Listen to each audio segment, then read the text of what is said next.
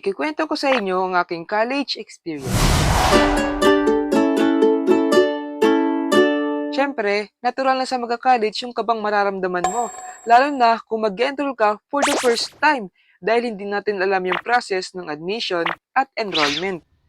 Pandemic noon, kaya buti na lang may mga kaklase ako na mag-enroll na same school at same course. Mag-face mask ka! Pare-pareho kaming kinuhang kursong civil engineer na umaasa magpapayaman sa amin kahit alam namin 12K lang kada buwan ang sahod. Tinuloy pa rin namin yung kurso namin kahit alam namin ganoon nga lang yung sahod dahil sa ibang bansa naman kami magtatrabaho dahil mas malaki yung sahod doon kaysa dito sa Pilipinas. At kung hindi naman kami papalarin, eh magti-TikTok na lang ako. Send gift, share the live. Ice cream yummy. Ice cream good. May entrance exam nga muna kami noon para makapasok ka bilang civil engineer sa college namin. At dapat kami na nag-take nun. Online nga pala yun kaya nakapagkopyahan kami sa GC. Number 1 letter C. Number 2 letter B. Number 3 letter A. Number 4 letter A. Sa kasamaang palad ay 3 lang kaming nakabasa. At yung isa ay hindi nakasama at yun pa yung mismong source namin. At dahil hindi siya nakapasa ay nag-ibang course na lang siya. First day of classes. Nagkawatak-watak nga kami dahil magkakaiba kami ng section. Sa unang week ng klase ay hindi pa kami nagklase dahil inaayos pa yung mga schedules at pagkasama-samahin pa yung mga enrolled students online through Messenger dahil pandemic pa nga nun. Kaya mostly, nagklase na kami noon ng mga second to third week na. Since online ang mga klase namin noon, isa Messenger lang ang mga communication. Naalala ko pa nga, ako ngayon gumawa ng mga GC subjects noon. At ako din yung mga nag-add ng mga students at prof. At ang favorite part ko is ako nga yung tagapalit ng mga group photo noon para mas organized tignan.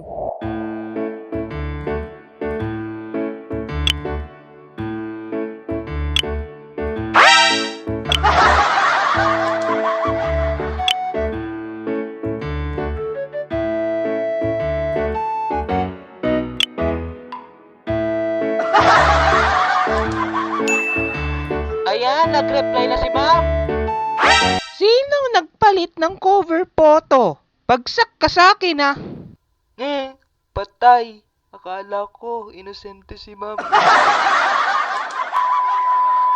May 7:30 class nga kami noon, kaya pagkagising mo talaga ay diretso klasin agad at wala nang kain-kain.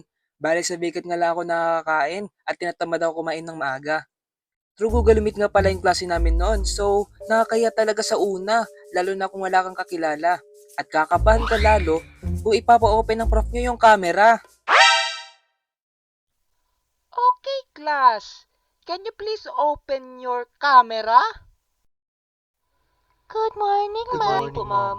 Magandang araw po, ma'am. Good morning, ma'am. Bakit puro noo ang nakikita ko? Wawa, puro noo. Ano pala to? Hindi ba to muka?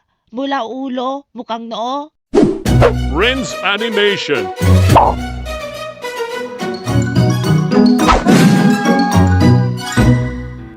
Maraming salamat sa panonood at hindi pa nga dito nagtatapos ang video natin dahil enrollment pa nga lang itong video na ito.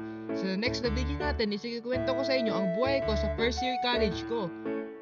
Shoutout nga pala sa mga taong ito. Hanggang sa muli, paalam!